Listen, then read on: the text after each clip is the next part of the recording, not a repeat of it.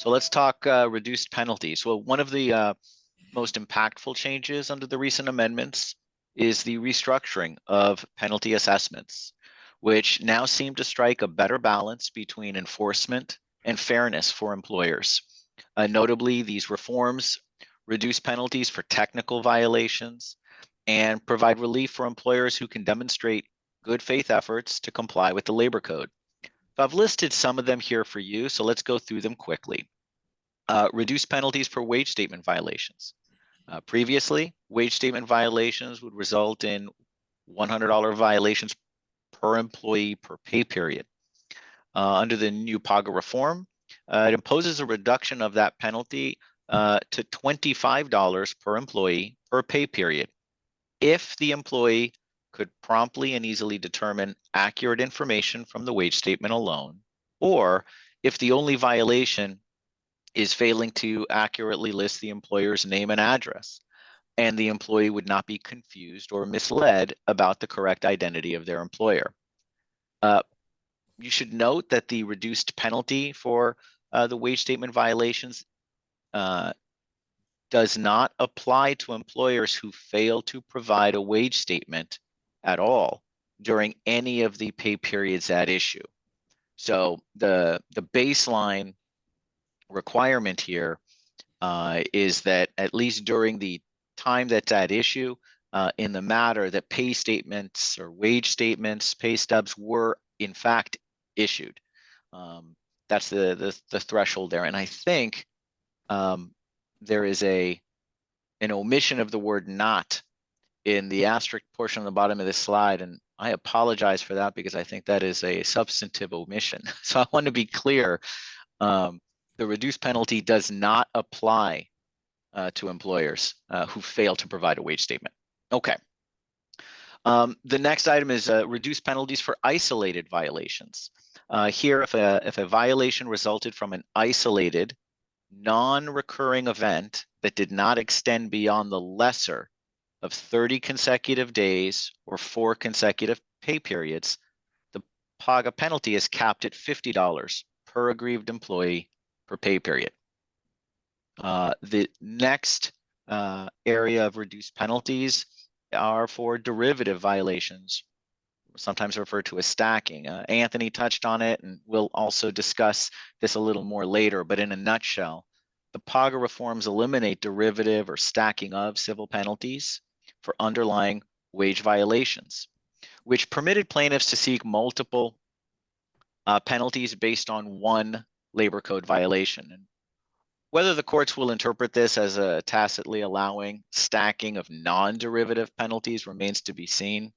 But for now, at least we know that there's an express elimination of derivative claims. Next would be subsequent violation penalties have been limited. So previously, the PAGA penalty for each subsequent violation was $200 per aggrieved employee per pay period.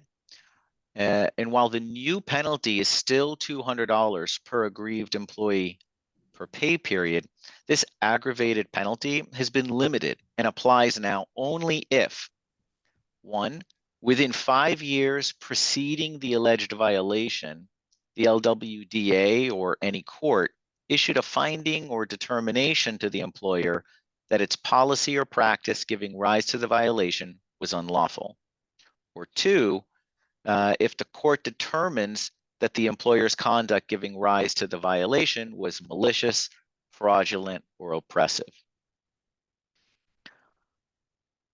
Next is the penalty caps for good faith compliance. So PAGA penalties have also been capped for employers who take reasonable steps to comply with the labor code.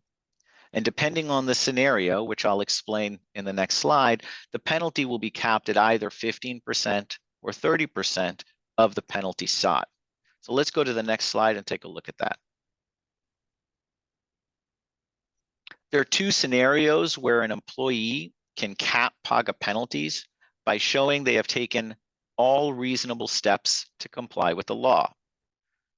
Under scenario 1, if an employer can show that they took all reasonable steps to comply with the law before either receiving a PAGA notice, or receiving a request for personnel records.